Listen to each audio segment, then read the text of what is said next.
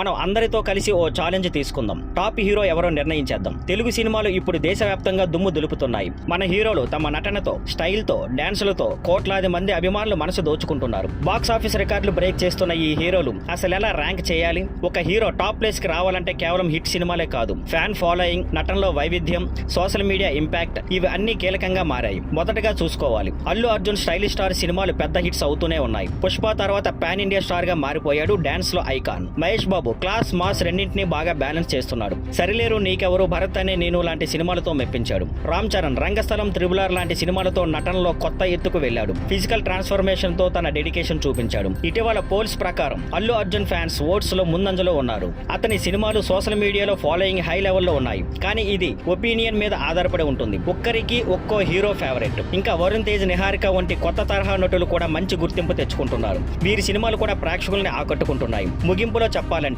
Tollywood హీరోలందరూ Indian సినిమాకు గొప్పదనాన్ని తీసుకువచ్చారు. వాళ్ళ ప్రతిభ, కృషి, ఫ్యాన్ కనెక్ట్ చూసి గర్వపడాల్సిందే. మీరు చెప్తేనే మీ టాప్ హీరో ఎవరు కామెంట్లలో చెప్పండి. మరిన్ని ఇంట్రెస్టింగ్ టాపిక్స్ కోసం మా వీడియోలు చూడండి. Thank you for watching. Please like, share and subscribe.